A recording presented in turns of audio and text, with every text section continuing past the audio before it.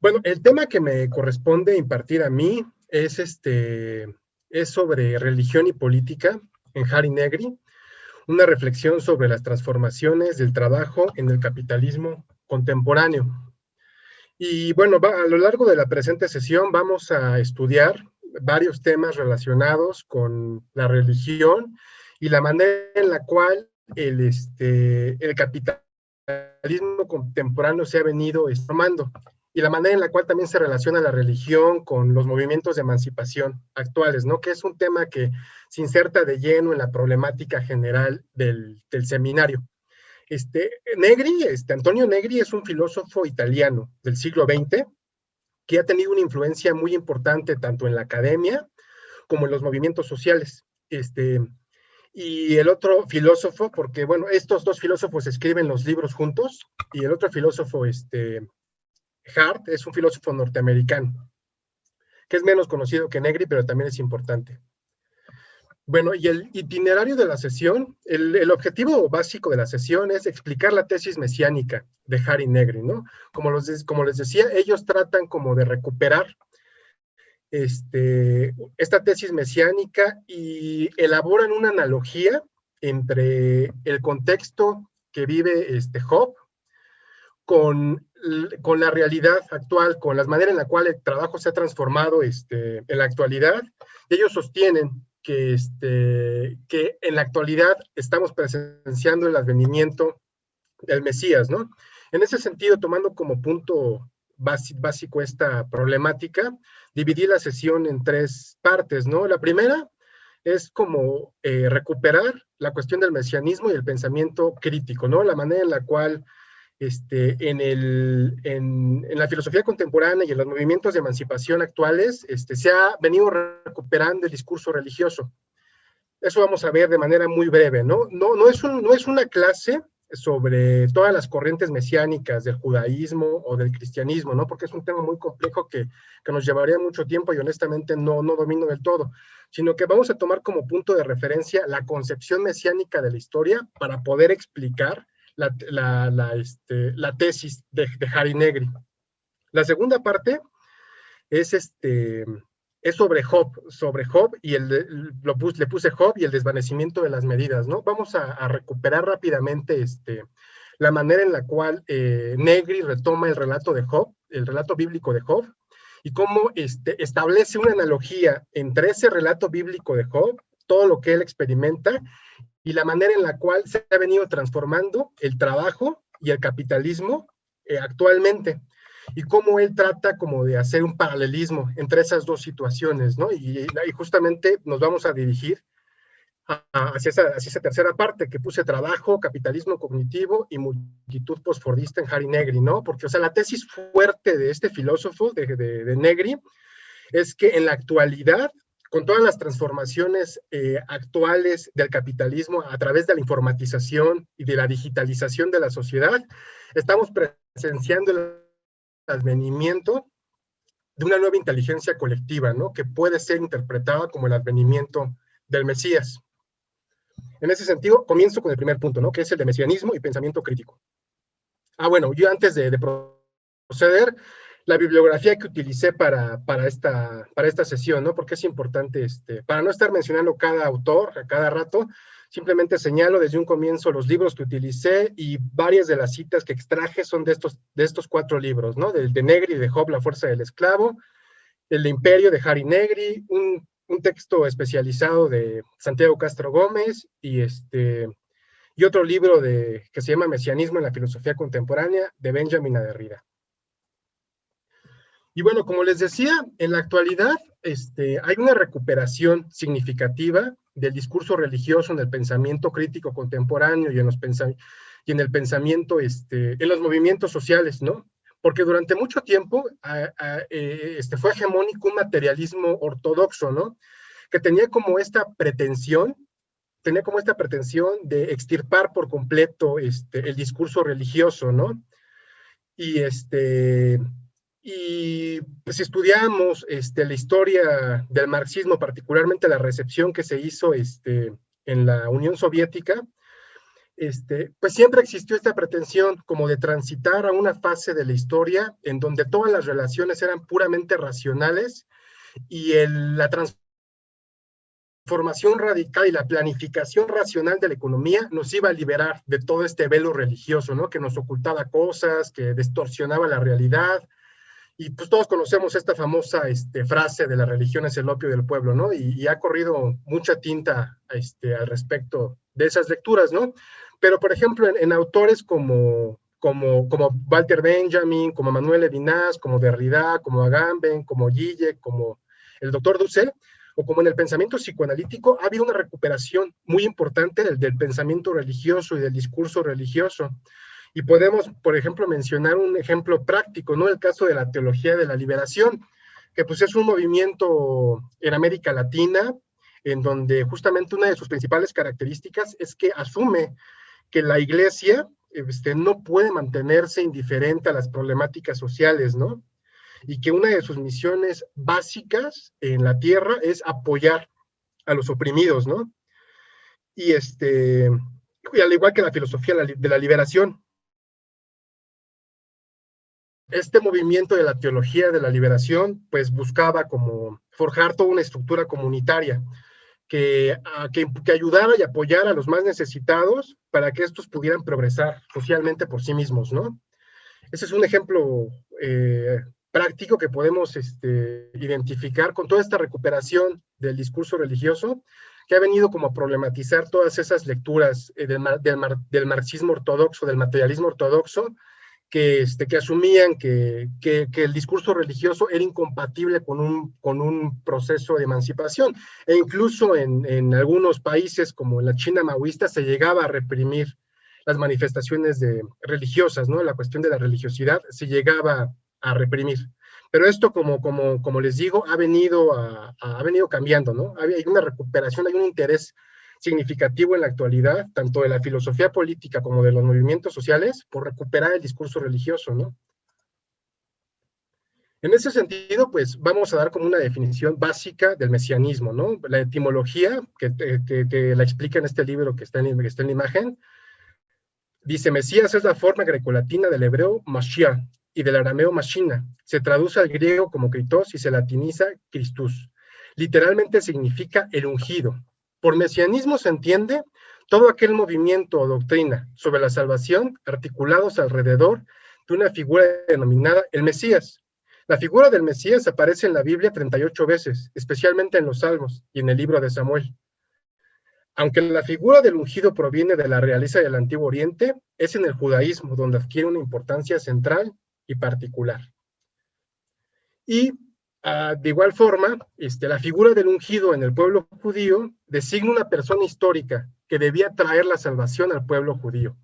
Inicialmente esa figura estaba asociada al rey David, pero con el paso del tiempo el Mesías dejó de designar a una persona concreta y pasó a convertirse en una figura desconocida que anunciaba un nuevo porvenir. El advenimiento del Mesías significaría el fin de las tribulaciones a las que el pueblo judío se había visto arrojado.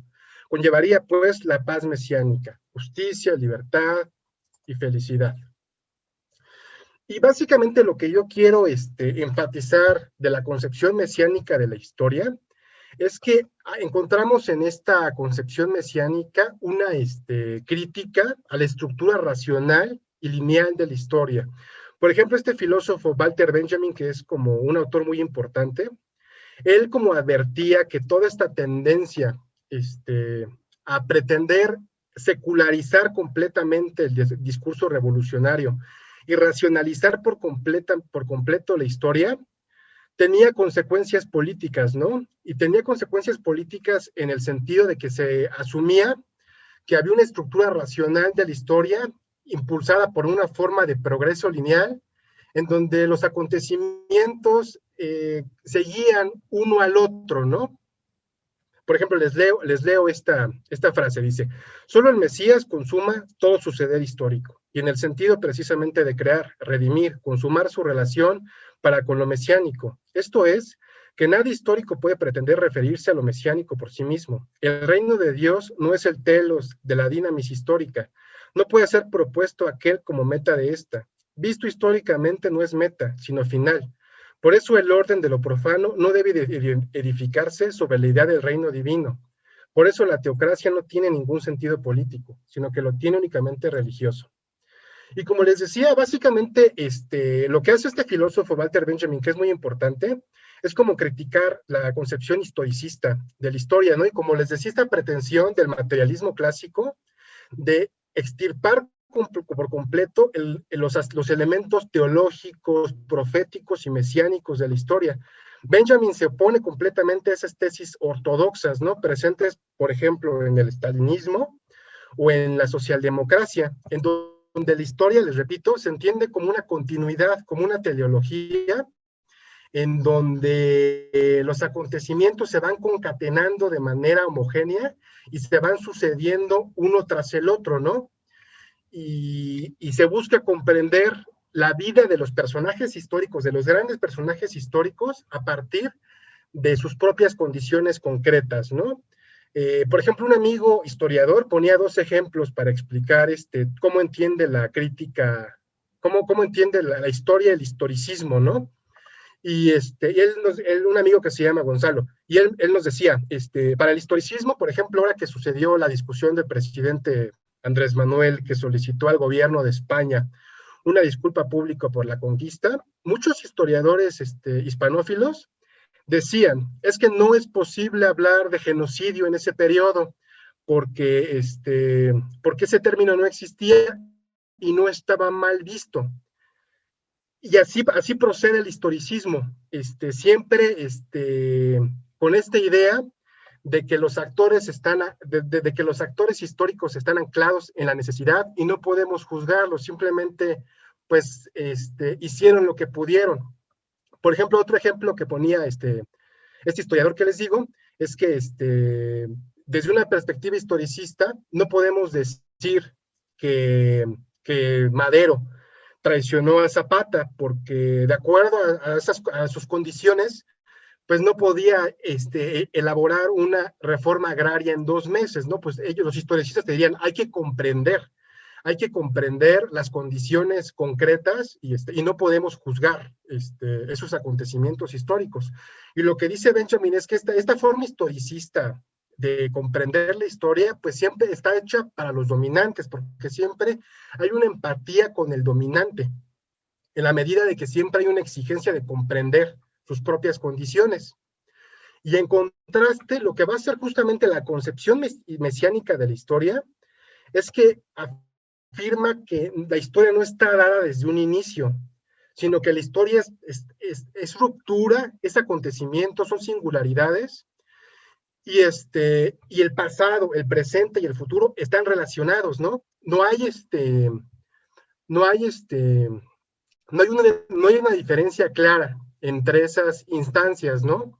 Y desde esta perspectiva mesiánica que enfatiza como la fragmentariedad de la historia, el hecho de que no hay una continuidad necesaria entre los acontecimientos, pues justamente lo que hace es que nos lleva justamente a la posibilidad de juzgar los acontecimientos históricos y de narrar la historia a partir de los oprimidos y de los débiles, ¿no? Porque desde la perspectiva del historicismo del progreso, pues los débiles siempre son como considerados, los oprimidos, como un daño colateral, ¿no? Del progreso, pues el progreso va en un sentido lineal, y si se mueren los indígenas o etcétera, pues eso son daños colaterales y eso no importa. Y en cambio lo que enfatiza la concepción mesiánica de la historia es que no, de que hay una responsabilidad con los oprimidos del pasado, y esas personas que han sufrido, que han muerto, desquician el presente, ¿no?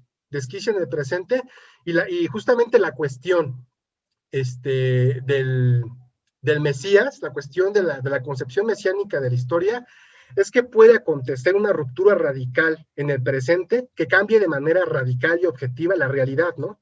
Porque desde la perspectiva del historicismo, pues todo es lineal, y como todos estamos anclados a las condiciones fácticas, pues no podemos actuar ni podemos juzgar a nadie, ¿no?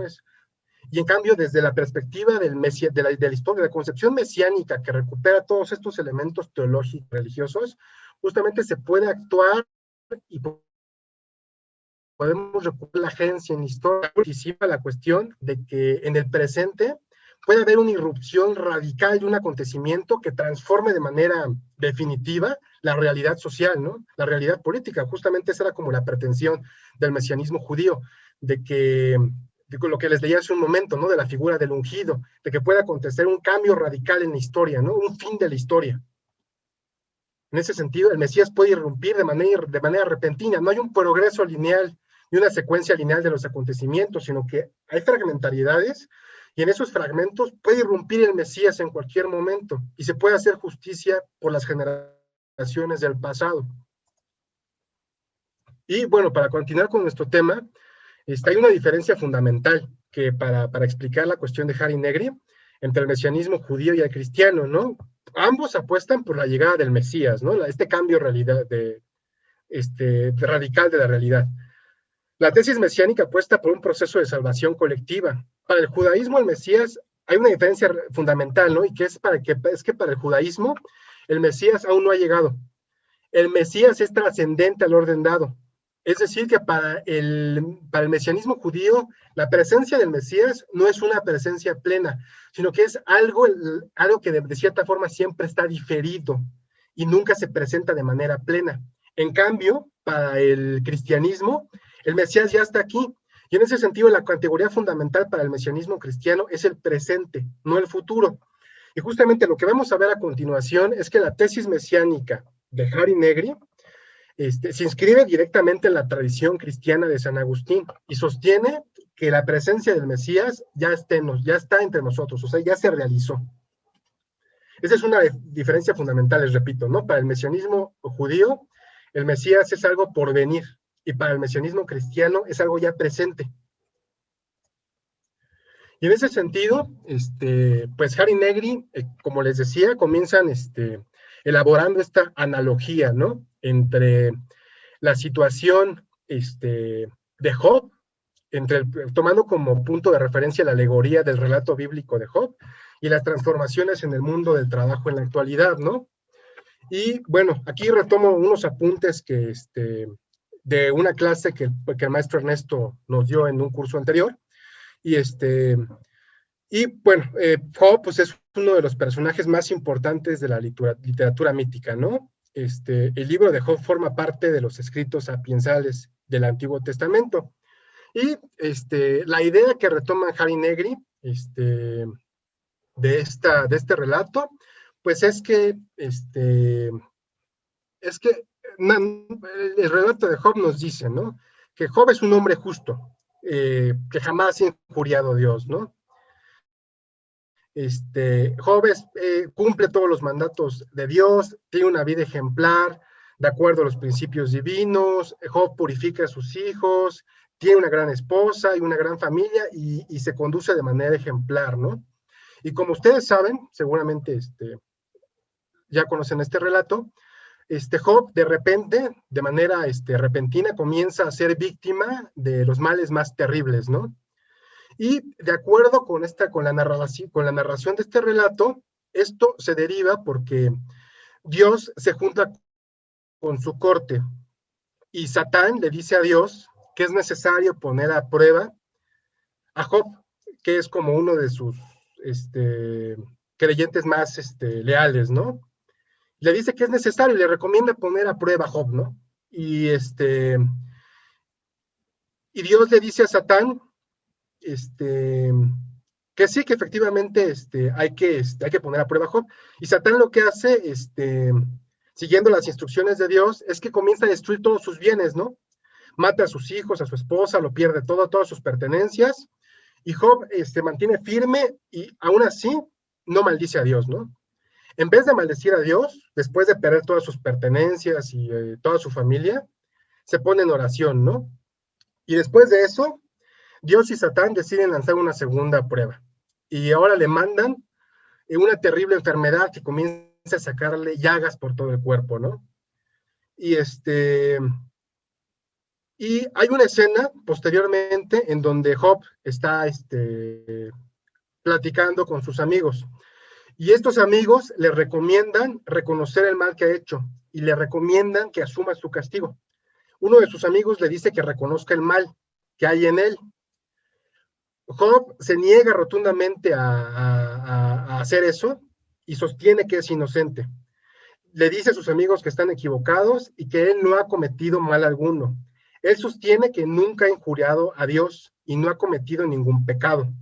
Manda al demonio a los amigos y sostiene que aun si fuera culpable de un mal del que no es del todo consciente, el castigo que está recibiendo es completamente desproporcionado. Él pregunta, ¿por qué Dios me castiga de esta manera si yo no he hecho nada malo? Job no recibe ninguna respuesta de Dios y de hecho reta a Dios a que le diga qué fue lo que pasó, que le diga de frente por qué está recibiendo este castigo completamente desproporcionado si él es un hombre justo. Y Job en ese sentido experimenta una frustración terrible, ya que es víctima de un mal que no tiene justificación alguna. A juicio de Job, este mal no tiene justificación racional, pero aún así Job decide seguir haciendo el bien. Es decir, seguir conduciéndose, afirmando el valor y la posibilidad de hacer el bien en medio de esta desmesura. Es decir, a pesar de ser víctima de una terrible injusticia, Job se mantiene firme y dice que podemos seguir haciendo el bien y afirmar el valor en medio de la desmesura, de la catástrofe y de la incertidumbre total. Y lo que Negri recupera de todo este relato de Job es que a pesar de ser víctima de una tremenda injusticia, es que él reivindica la posibilidad de seguir actuando y dirigiéndose al otro de acuerdo a una medida justa, ¿no? Reivindica la posibilidad de hacer el bien, a pesar de haber sido víctima de una injusticia terrible, ¿no? Y lo que a Negri le llama la atención de este relato de Job es que hay una desproporción de la medida, ¿no? Lo que les decía. Dice, Job rechaza la idea de que existe una justificación racional del mal del que ha sido víctima. Es decir, no acepta el relato de la teodicea. Considera que el castigo que recibe es completamente desproporcionado y pone en duda el juicio de Dios. Aún así, no maldice a Dios, sino que reivindica la posibilidad de seguir haciendo el bien en medio de la catástrofe, la desmesura y el caos. No hay una retribución justa entre el castigo de Dios y los actos de los hombres, ¿no? Y esto es muy importante, ¿no? O sea, porque Negri escribe este texto, si tuvieron oportunidad de revisarlo, él lo escribe en la cárcel, ¿no? Y lo que está planteando Job es un problemón, porque Job lo que hace es como cuestionar la medida y la proporción del castigo de Dios, porque él se asume inocente, o sea, se niega rotundamente a reconocerse culpable. Y lo que hace es justamente señalar que no hay una proporción entre lo que él ha hecho y el castigo que está recibiendo. Hay una desproporción total. Y en ese sentido, si no hay una proporción justa del juicio de Dios, pues vivimos en un mundo completamente desmesurado, en donde gobierna la desmesura y el caos totalmente, ¿no? Eso es lo que Job experimenta.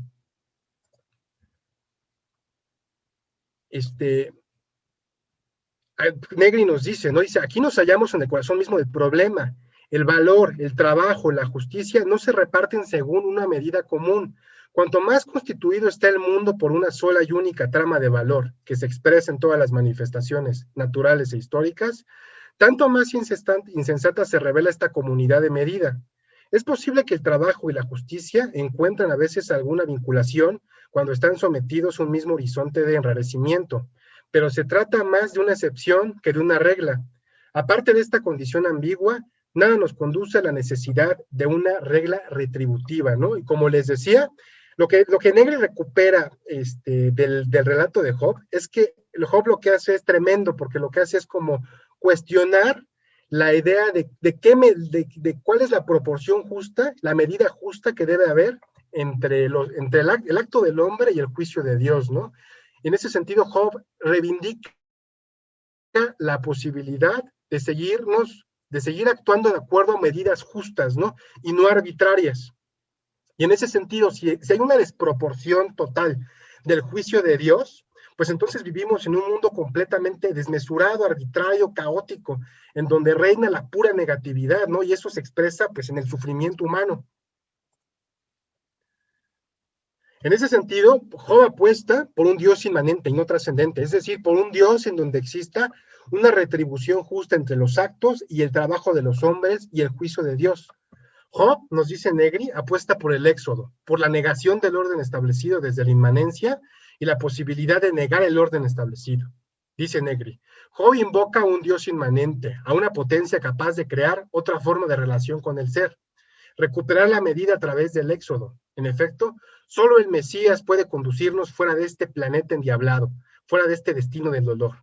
¿Quién, que no sea el Mesías, puede conducirnos por esta senda? ¿No? O sea, les repito, lo que hace Job es como reivindicar la posibilidad de, a pesar de vivir en la desmesura, en la desproporción total, porque no hay una proporción entre el castigo que está recibiendo, aún así él afirma la posibilidad de construir un mundo en donde sea posible relacionarnos con los demás a partir de una medida común, de una medida justa y de seguir haciendo el bien. En ese sentido, Negri, Negri sostiene que es posible reconquistar la posibilidad del valor, ¿no? Del caos, sin revertir el destino del poder. La idea del Mesías representa el intento de vivir la relación hombre-Dios fuera de toda determinación, fuera de toda teleología. El Mesías es una liberación que se sitúa en el borde de la nada, en el margen de la destrucción. Es la necesidad que se ha transformado en acontecimiento, la urgencia ontológica de un fundamento, de un valor que se transforma en presencia. A través de la idea del Mesías se dirige nuevamente el discurso moral a la materia, se lo carga de experiencia. A través del Mesías se remite el concepto de valor al trabajo. Y es muy interesante este relato de Job, la manera en que Negri retoma este relato, ¿no? Como les decía, Negri escribe este texto en la cárcel, ¿no? Y escribe el texto en la cárcel porque él es encarcelado por motivos políticos, por su activismo político, ¿no? Y en ese sentido, pues yo considero que hay una diferencia radical entre este relato de Job y, por ejemplo, el relato de Edipo, ¿no? Porque si ustedes recordarán, en el relato de Edipo, después de todas las peripecias que él experimenta, hay un reconocimiento retrospectivo de sus actos y él acepta su castigo. Y en ese sentido, Job se niega rotundamente a aceptar el castigo, ¿no? Y lo que él pone de manifiesto es que hay un problema en la retribución del juicio de Dios. Y es radicalmente distinto a pues a toda la manera en que trabaja el psicoanálisis, ¿no? Porque, por ejemplo, para el psicoanálisis, la subjetividad es posible gracias justamente al reconocimiento retrospectivo de los actos de los que no somos de todos conscientes, ¿no? Y una cuestión fundamental para que haya subjetividad es que el individuo se tiene que reconocer en la ley, ¿no? Para el psicoanálisis, si el sujeto no se reconoce en su acto, no hay no hay un sujeto. No sé si ustedes alguna vez hayan ido al análisis, ¿no? Pero el relato de Edipo es fundamentalmente como la metodología del psicoanálisis, ¿no? Ellos asumen que cuando alguien se presenta a análisis, comienza a elaborar relatos en donde él está ocultando ciertas cosas, está mintiendo, y justamente la tarea del análisis es como justamente desplazar al sujeto de la posición de víctima para que él pueda responsabilizarse de su inconsciente, responsabilizarse de aquello que ha hecho o de aquello que le han hecho, ¿no? Y justamente por eso los psicoanalistas se oponen abiertamente siempre en los debates criminológicos a la idea de inimputabilidad, ¿no? Porque si no hay castigo por los actos del sujeto, no hay agencia del sujeto, pues. Pero vemos que el relato de Job problematiza todo eso, ¿no? O sea, problematiza todo eso y se da cuenta que hay como un problema previo a todo eso, que es justamente el problema de la retribución del castigo, de que en el castigo tiene que haber una proporción, una medida justa. y él se da cuenta que él es un hombre justo y que no hay ninguna proporción entre lo que ha hecho y el castigo que está recibiendo, ¿no? Por ejemplo, esta frase que retomo del libro de René Girard, ¿no? En donde dice, Job es otra cosa, la historia de Job es impensable entre los griegos y sus modernos herederos. Imaginemos un Edipo irreductible que se burlara de la fatalidad y sobre todo del parricidio y del incesto. Un Edipo que persistiera en considerar a los oráculos como siniestras trampas de chivos expiatorios, lo que indudablemente son. Tendría todo el mundo contra él, los helenistas, Heidegger, Freud y tras ellos toda la universidad. Habría que eliminarle sin contemplaciones o encerrarle en un hospital psiquiátrico por inhibición incurable, ¿no? Como les decía, pues este relato de Hobbes para mí se opone de manera radical como a toda la cuestión que articula la concepción de la subjetividad en el psicoanálisis y en el idealismo alemán, ¿no? En donde ellos asumen que el reconocimiento retrospectivo de nuestros actos, de lo que hacemos, es como la cuestión fundamental para que haya subjetividad y para que haya agencia. Y lo que hace Hobbes es tremendo, porque lo que hace es que no, dice ahí, tiene que haber una medida, tiene que haber una proporción, una medida justa en el castigo, ¿no? Y por eso es tan polémico el texto de Hobbes, ¿no? Y eso es básicamente lo que retoma Negri de este relato de Job, ¿no? Que es pues la cuestión de que hay un desbordamiento de la medida, ¿no? Si el juicio de Dios, si no hay una proporción entre el juicio de Dios y los actos del sujeto, eso quiere decir que vivimos en un mundo desmesurado, caótico, en donde reina la negatividad y el sufrimiento, y no hay ninguna justificación racional de ese orden, no hay ninguna trascendencia. Y eso es lo que recupera Negri del relato de Job, ¿no? Y ahora justamente lo que vamos a entrar es que hay una analogía entre esto que Job experimenta, ese mundo desmesurado, y la manera en la cual nosotros estamos experimentando el trabajo en la sociedad contemporánea, ¿no? Y la manera en que se ha transformado el trabajo en el capitalismo contemporáneo. La tesis fuerte de Negri es que hay una analogía entre esa situación de Job, caótica, desmesurada, desproporcionada, y la manera en la cual se estructura actualmente el trabajo en la sociedad, en las sociedades avanzadas y contemporáneas, ¿no? Y en ese sentido, a continuación, vamos a entrar como a vericuetos de la sociología del trabajo para entender cómo se ha transformado el trabajo y para entender cómo estamos, de cierta forma, en la misma situación que experimentó Job, ¿no? Con esta situación desmesurada, caótica, completamente desproporcionada. Y, bueno, son varios puntos, ¿no? La cuestión de la transición del fordismo al posfordismo, del imperialismo al imperio y de la sociedad disciplinaria a la sociedad de control, ¿no? Bueno, como ustedes recordarán, pues vivimos en una sociedad capitalista, ¿no? Vivimos una sociedad capitalista que es la que estructura el trabajo, y uno de los métodos privilegiados de la sociedad capitalista ha sido el imperialismo, ¿no? Que justamente el imperialismo hace referencia como un método político utilizado para equilibrar las crisis periódicas del capitalismo, ¿no? Lo que sucede con el capitalismo es que necesita necesariamente expandirse permanentemente por todo el mundo, ¿no? Para producir todos los trabajadores, para producir los suficientes trabajadores y para que todas las mercancías puedan intercambiarse, el capitalismo lo que hace es expandirse permanentemente e integrar lo no capitalista a lo capitalista, ¿no? Todas las comunidades tienen que ser incorporadas a la sociedad capitalista. Y en ese sentido, el imperialismo justamente hace referencia a la manera en la cual el capitalismo se expande mundialmente, ¿no? Y lo hace a través del Estado. Y justamente lo que hace el imperialismo también es como establecer ciertos estados que tienen ciertas situaciones económicas privilegiadas, como los estados europeos, o como Estados Unidos o Canadá, y trasladar las crisis periódicas a otras regiones, ¿no? Mediante la extracción de recursos, ¿no?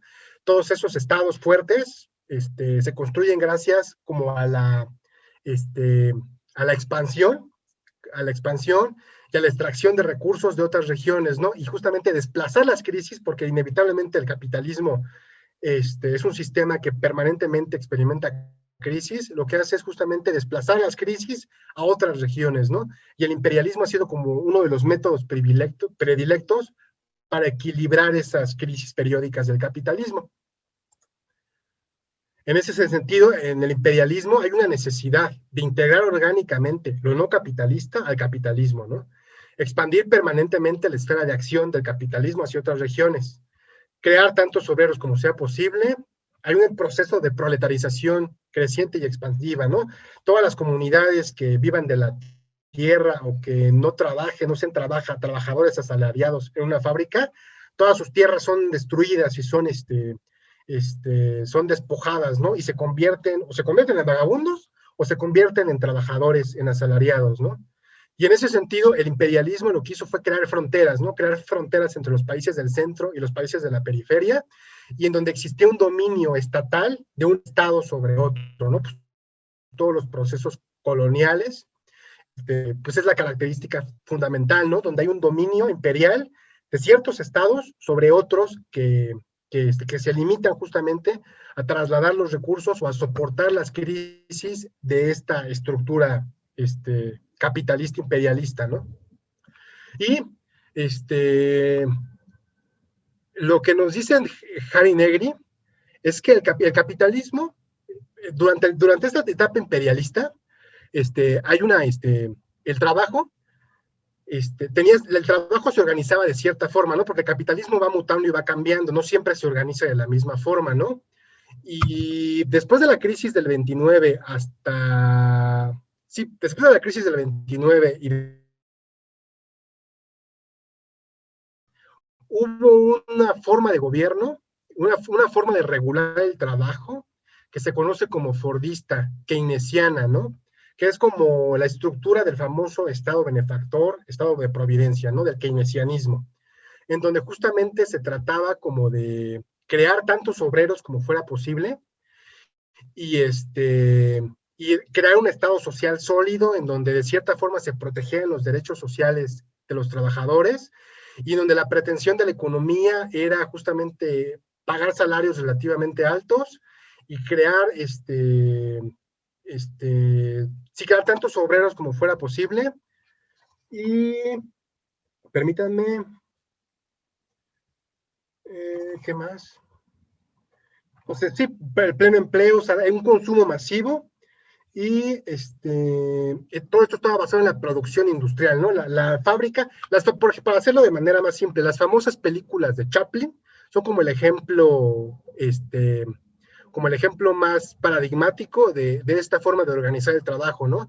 En donde todo el trabajo está administrado racionalmente, disciplinariamente, en donde hay una cadena de montaje y toda la acción del hombre dentro de la fábrica está regulada exhaustivamente, no hay una vigilancia exhaustiva, en donde todos los movimientos están programados y el trabajo en las fábricas tiene una reglamentación estricta y rigurosa, ¿no?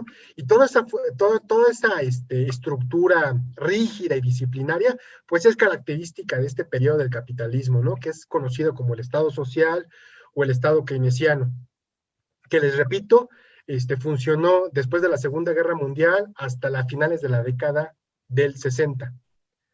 Pero toda esta estructura rígida y toda esta estructura rígida y muy estricta, comenzó a tener una crisis, ¿no? Una crisis porque surgieron, como ustedes saben, en la década del 60 hubo numerosos movimientos contraculturales de la década del 60, ¿no? En donde estos movimientos del 68 a nivel mundial, pues lo que hacían era justamente un rechazo manifiesto al trabajo y a la disciplina de la fábrica.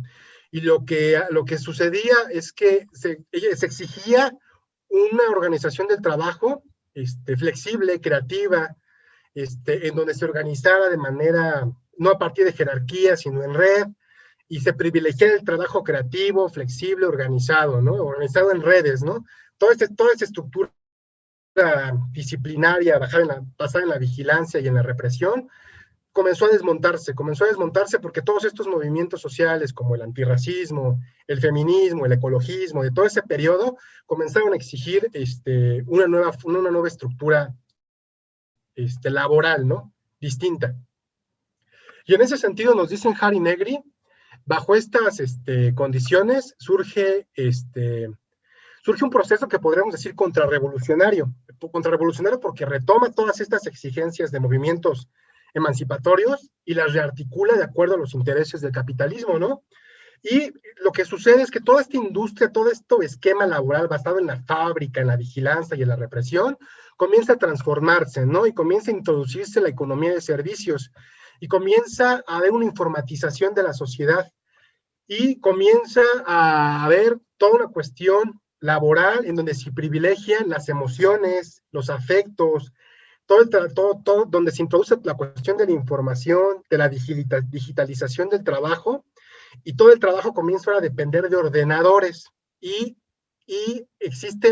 comienza a ser hegemónico una forma de trabajar en donde permanentemente estamos produciendo cosas inmateriales, no producimos mercancías físicas, sino cosas inmateriales, ¿no? Pues lo que nosotros hacemos como profesores, permanentemente estamos produciendo textos, lenguaje abstracto, emociones, o por ejemplo en el ámbito de los cuidados, en donde se intervienen los afectos, ¿no? E incluso los trabajos clásicos en la fábrica, en un supermercado, requieren actualmente la manipulación de ordenadores, ¿no? Y en ese sentido hay como una hegemonía del trabajo inmaterial, justamente a través de todos estos ordenadores que producen lenguaje, y el lenguaje comienza a valorizarse y comienza a ser como el elemento propulsor de la economía. Y surgen poderes supranacionales, ¿no? En el imperio, porque hay una transición del imperialismo al imperio, en donde surgen poderes supranacionales como el capital financiero, ¿no? En donde todas las fronteras comienzan a desaparecer y surgen, insisto, todas estas instancias supranacionales, como el capital financiero, como el G7, en donde hay una ausencia de fronteras, y ahora gobierna el poder militar y el poder financiero, más allá del Estado-nación, ¿no? Pero es muy importante enfatizar esto, ¿no? Para entender el problema que vamos a abordar, que hay una informatización de la sociedad en donde el trabajo requiere necesariamente la manipulación de afectos, de un lenguaje muy abstracto, muy complejo, y en donde el conocimiento comienza a valorizarse, toda la cuestión está del software, son formas de saber que comienzan a valorizarse y comienzan a constituirse como el elemento propulsor de la economía, ¿no? Ya no solamente las mercancías materiales. Y en ese sentido, con toda esta transformación del posfordismo, nuestro cuerpo se funde con las máquinas, ¿no? Hay una relación orgánica con la tecnología, porque, por ejemplo, lo que yo estoy diciendo aquí va a ser inseparable de mi subjetividad, ¿no? Y se va a difundir por todos lados, y eso va a ser inseparable de mi persona, ¿no? En ese sentido, mi cuerpo se funde con todo este lenguaje, ¿no? Y también hay como una instauración del trabajo flexible y difuso. Hay una, sí, del trabajo flexible, difuso, y justamente lo que hace la tecnología a través de toda esta nueva economía postfordista es justamente capturar totalmente la subjetividad de los trabajadores, ¿no? Porque anteriormente en el periodo fordista había una clara distinción entre el tiempo de trabajo y el tiempo de no trabajo. Cuando yo iba a la fábrica, tenía una jornada laboral muy, muy rigurosa, muy autoritaria, pero cuando yo salía de la fábrica podía hacer lo que yo quería. Había una distinción entre el tiempo de trabajo y el no trabajo. Y actualmente con la tecnología, la jornada laboral se expande indefinidamente, ¿no? Pues ustedes como profesores lo perciben totalmente, ¿no? O sea, después de las clases comienzan a recibir correos, mensajes de WhatsApp, de Facebook, y incluso en vacaciones también reciben correos, y cuando nos transportamos al trabajo, si nos peleamos con alguien en el camión y nos graban, si eso se sube a las redes sociales, eso nos va a afectar en el trabajo. Hay un desbordamiento de la jornada laboral, y el trabajo a través de la mediación tecnológica lo absorbe todo, y toda nuestra experiencia ahora está reducida a la cuestión del trabajo gracias a la mediación de esta tecnología, ¿no? O sea, hay una expansión ilimitada del trabajo, y su medida tradicional, la medida tradicional del trabajo se desborda completamente y ahora se expande indefinidamente por toda nuestra experiencia y por todo el cuerpo social. Y un elemento que es importante también mencionar es que durante mucho tiempo el trabajo, durante durante el capitalismo industrial, durante la sociedad industrial, era como el elemento que definía nuestra identidad, los valores, el carácter de la persona, forjábamos nuestra personalidad a través del trabajo, ¿no? Lo que ya explicó el maestro Lomelí, ¿no? De cómo hay una ética del trabajo, o sea, hay una ética del trabajo en donde los valores se definen a partir de las medidas del trabajo y la persona en sí misma se define a través de su trayectoria laboral. Pero actualmente el trabajo comienza a ser un elemento más de la desregulación y lo que sucede es que hay cada vez menos empleo y, esa posibilidad de forjar nuestro carácter a través del trabajo comienza a desaparecer porque ahora el desempleo se ha vuelto estructural, ¿no? Y es increíble, ¿no? Porque suceden cosas como que trabajamos gratis para Facebook, trabajamos gratis para Twitter, y hay mucha gente que no tiene empleo, ¿no? O sea, paradójicamente el trabajo comienza a expandirse por todos lados, y el empleo formal, con derechos laborales, con la posibilidad de tener un tiempo determinado de trabajo y después pensionarte y dedicarte a otra cosa, todos esas normas morales que definían como la persona se desdibujan. Y ahora el trabajo, les repito, lo absorbe todo y paradójicamente el trabajo se vuelve un elemento más de la desregulación en la medida de que ya no hay contratos laborales fijos, los derechos laborales se erosionan, ya no pasamos de un trabajo a otro, toda esta cuestión de los trabajos flexibles se vuelve una forma de erosionar los derechos laborales y en ese sentido el trabajo se experimenta como un destino trágico, ¿no? Porque mi identidad depende del trabajo, pero cada vez es más difícil, conseguir un trabajo, sí, cualquier trabajo, ¿no? Y en ese sentido, el trabajo, es lo que dice Negri, se convierte como en el mal radical. Y también lo que sucede en la sociedad actual es que hay una vigilancia total, ¿no? La vigilancia que estaba como circunscrita a las instituciones como la escuela, como como la fábrica, sí, la fábrica, la escuela, la familia, ahora se vuelve completamente inmanente a todo el campo social. En ese sentido, como les decía, el trabajo es imposible de cuantificar. El trabajo es un elemento más de la desregulación y ahora el desempleo es estructural. Hay una precarización total de la sociedad y una desprotección generalizada. Y en ese sentido el trabajo se presenta como el mal radical, porque no se produce valor, a través del trabajo y este es inconmensurable. O sea, como les decía, la jornada laboral actual no se puede medir porque justamente a través de la mediación tecnológica absorbe completamente toda nuestra vida. Y paradójicamente cada vez el trabajo se precariza más, hay una desprotección laboral que se agudiza constantemente. Y además ni siquiera producimos mercancías materiales, sino que producimos lenguajes, producimos cosas abstractas que son reguladas por todas estas industrias culturales de la informática, ¿no?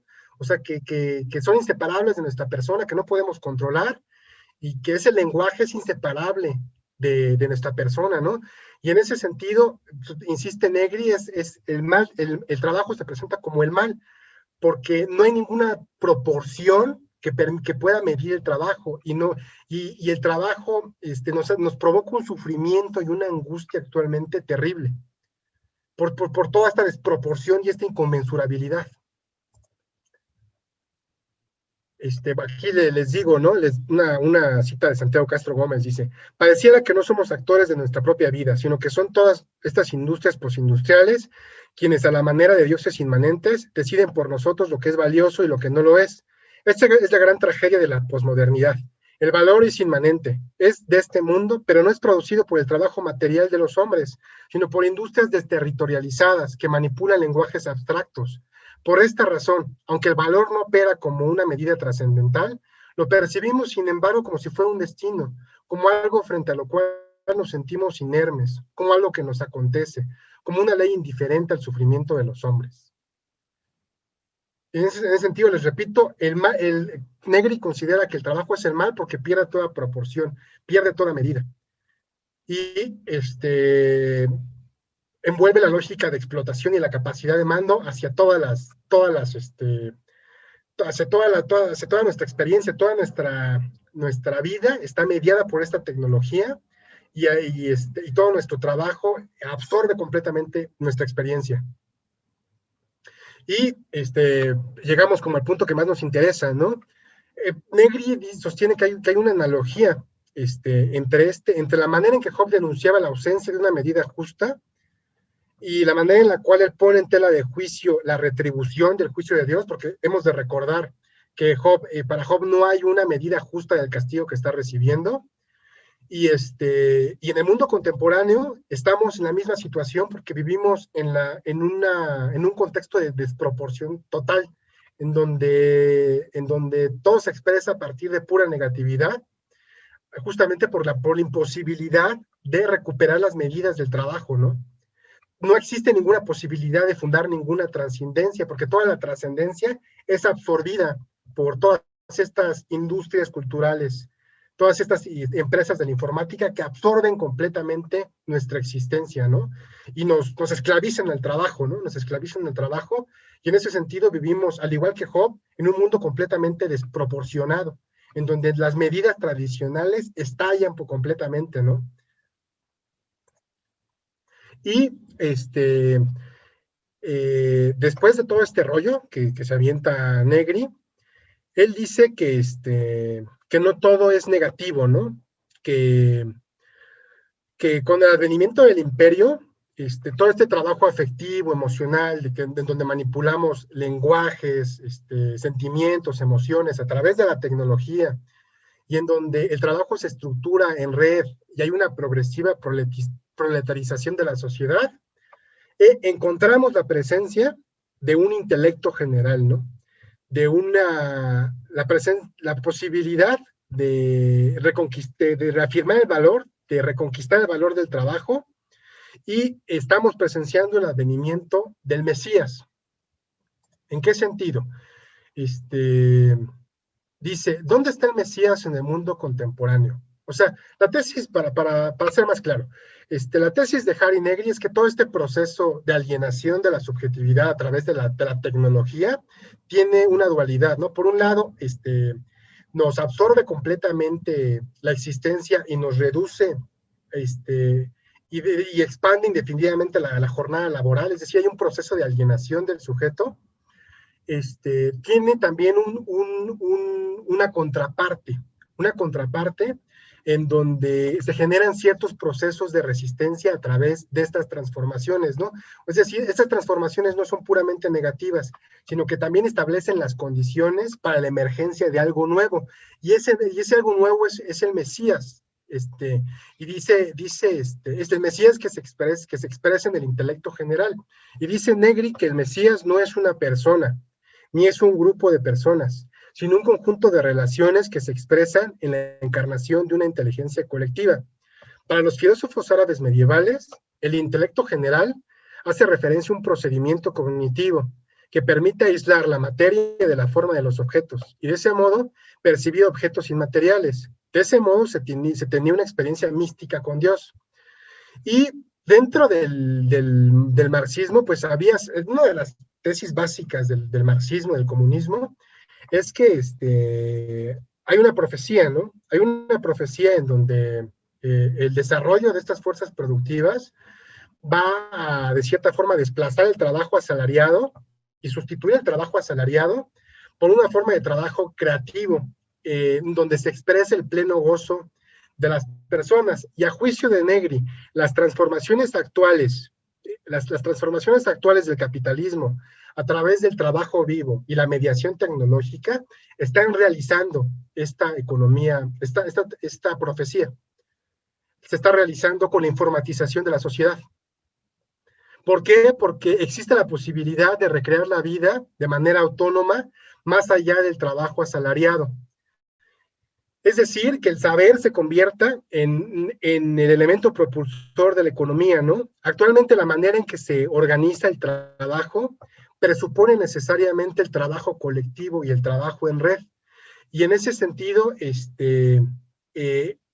Negri ve como la emergencia de una inteligencia colectiva a través de la tecnología y del trabajo que pone en peligro el capitalismo contemporáneo. Les leo, dice, el intelecto general del que habla Harry Negri es precisamente esto, la posibilidad de que por primera vez en la historia el conocimiento humano, y ya no el trabajo físico del obrero o el trabajo impersonal de las máquinas, se convierta en la principal fuerza productiva. Pero, como decíamos, la capacidad intelectual, lingüística, de la que se habla aquí, no es individual, sino preindividual, colectiva, lo cual recuerda el concepto de intelecto general en Averroes. El proceso de trabajo requiere de las cualidades más universales de la especie, percepción, lenguaje, memoria y afectos. En este proceso, no todo el conocimiento extraído del intelecto general queda incorporado en el sistema productivo, sino que hay un excedente que se utiliza para recrear la vida misma de forma autónoma, ¿no?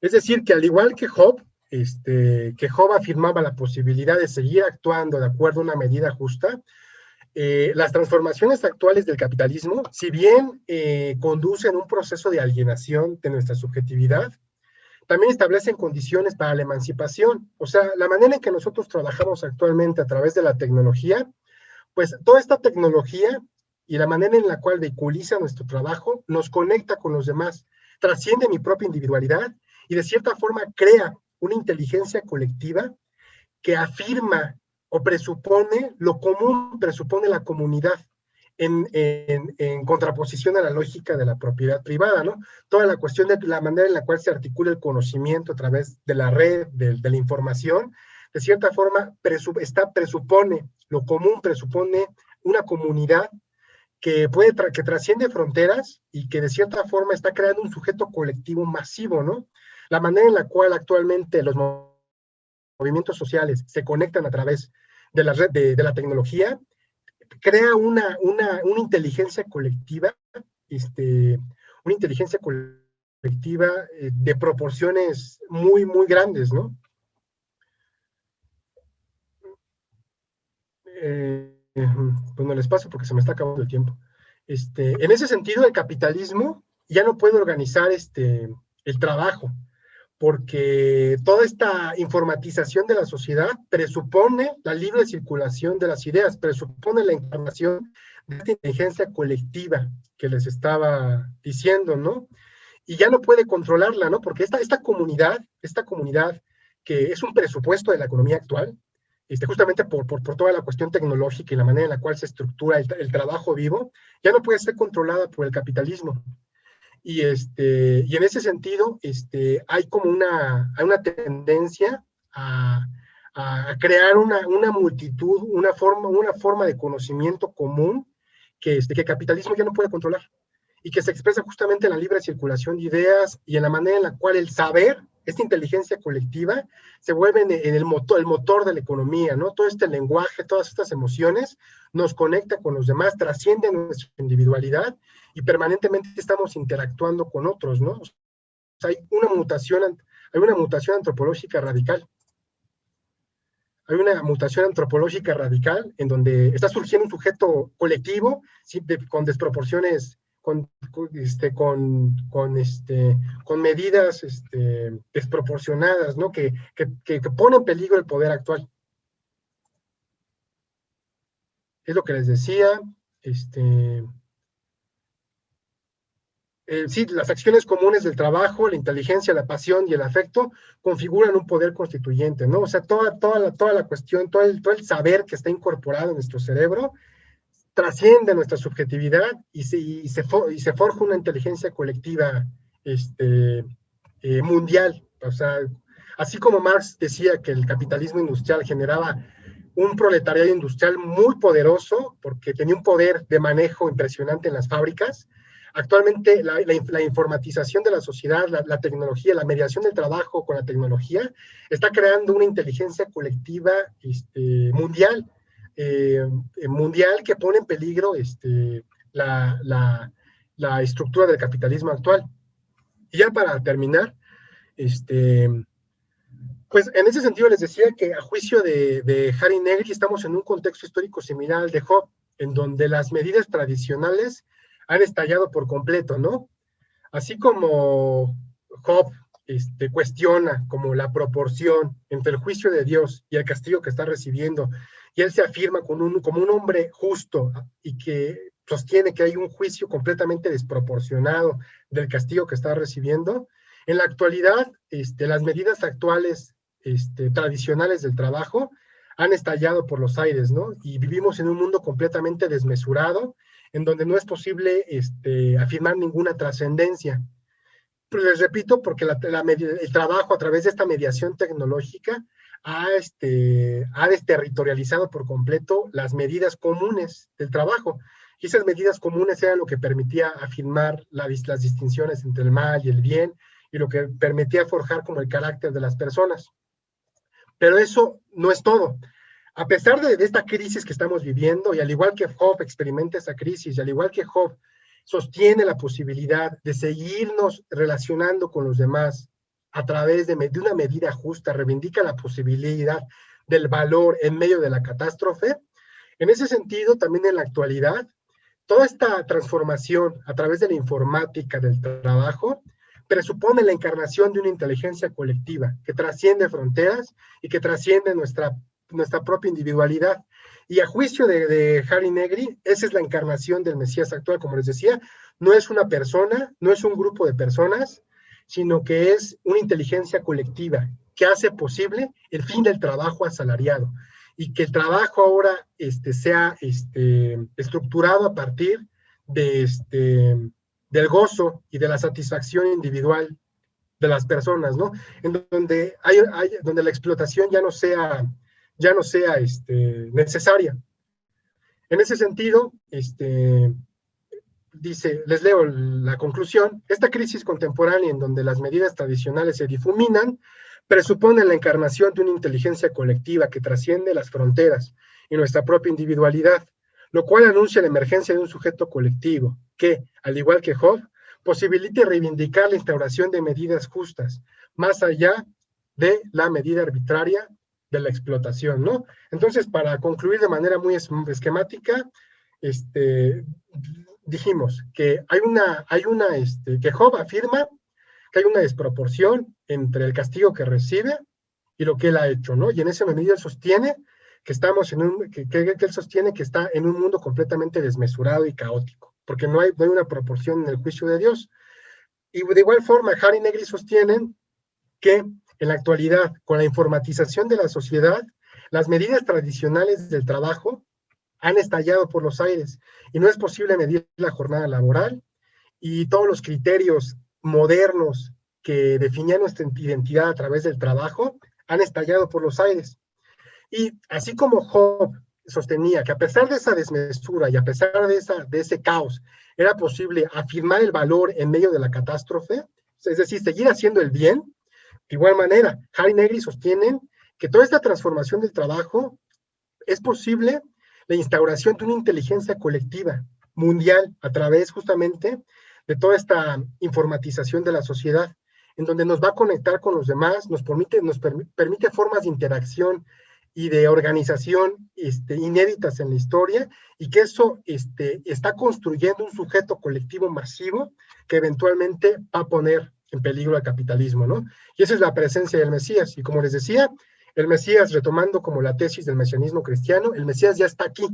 El Mesías no es algo que esté por venir como en el mesianismo judío, sino que el Mesías ya se realizó, y se realizó a través de esta inteligencia colectiva, lo que estamos haciendo ahorita nosotros, conectándonos, trabajando, discutiendo, empatizando con los demás a través de estas tecnologías. Esa manifestación de esa inteligencia colectiva a través de la tecnología es un peligro latente para el capitalismo. Y con eso yo concluiría. Muchas gracias.